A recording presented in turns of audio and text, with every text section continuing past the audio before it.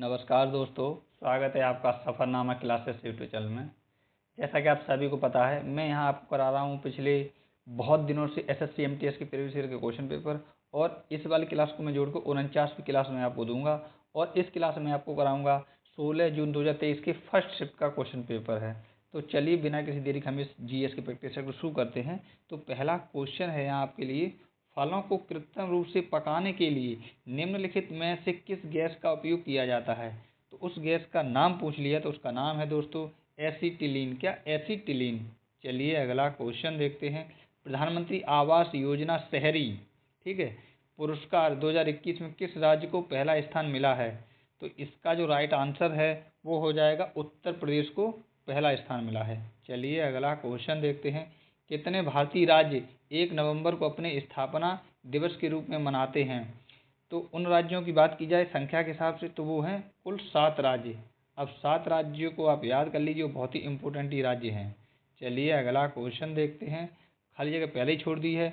वो है ब्याज दर है जिस पर भारतीय रिजर्व बैंक यानी कि आरबीआई देश के व्यावसायिक बैंकों को ऋण देता है। तो इसका जो राइट आंसर है वो हो जाएगा रेपो दर, उसे कहते हैं रेपो दर। तो ये हो जाएगा रेपो दर, वो है ब्याज दर है, ठीक है। चलिए अगला क्वेश्चन देखते हैं।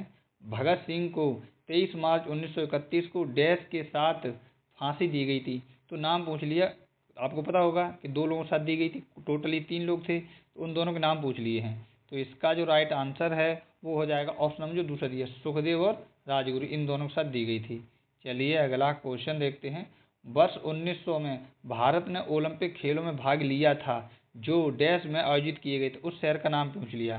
तो इसका जो राइट आंसर है वो जाएगा पेरिस।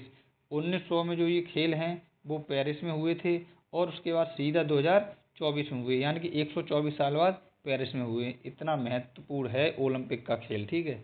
चलिए अगला क्वेश्चन देखते हैं।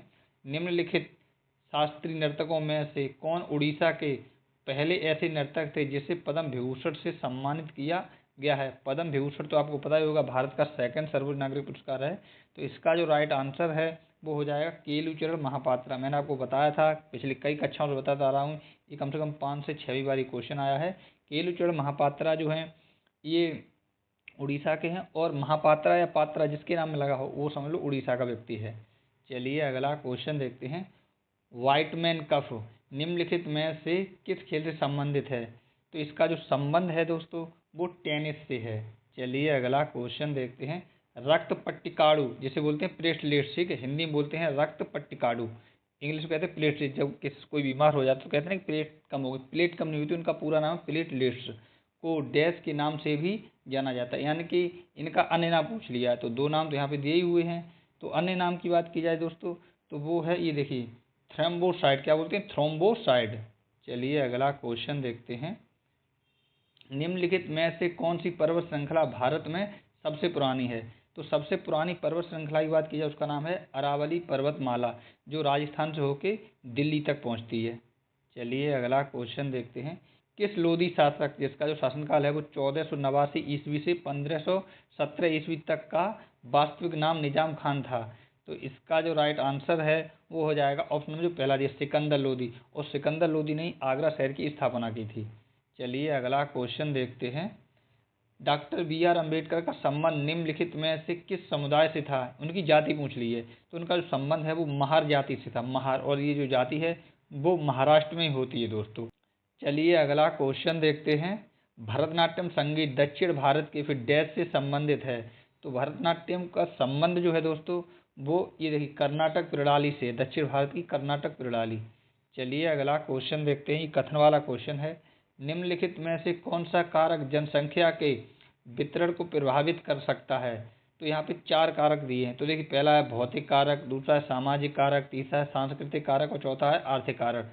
तो इसका जो राइट आंसर है वो हो जाएगा ऑप्शन नंबर जो दूसरा दिया है, 1 2 3 4। ये चारों ही कारक जो हैं वो जनसंख्या को जो है प्रभावित कर सकता है। चलिए अगला क्वेश्चन देखते हैं।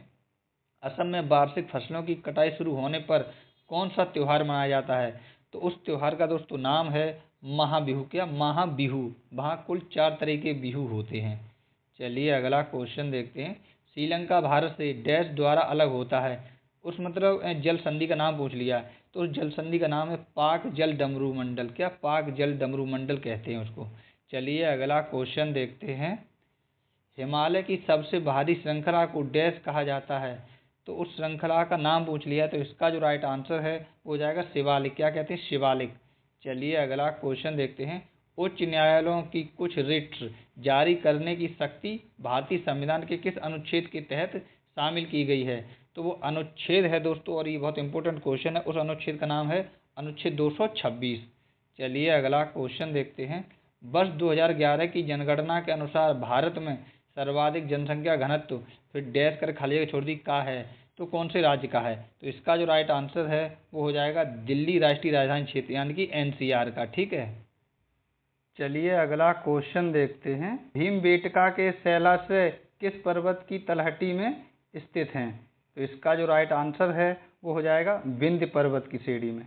चलिए अगला क्वेश्चन देखते हैं। क्वेश्चन थोड़ा सा लंबा है। निम्नलिखित में से कौन एक प्रसिद्ध भारतीय सेनाई वादक है जिन्हें वर्ष 2001 में भारत रत्न से सम्मानित किया गया था? तो आपको पता होना चाहिए सबसे बड़े भारत के सेनाई वादक कौन हुए। उनका नाम था उस्ताद बिस्मिल्लाह खान, तो इन्हीं को दिया गया था। चलिए अगला क्वेश्चन देखते हैं।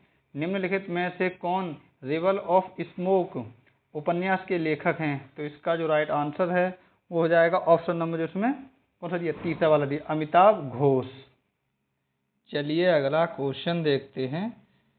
भारतीय संविधान के निम्नलिखित में से किस अनुच्छेद में मौलिक कर्तव्य भारत की संप्रभुता, एकता और अखंडता का उल्लेख है?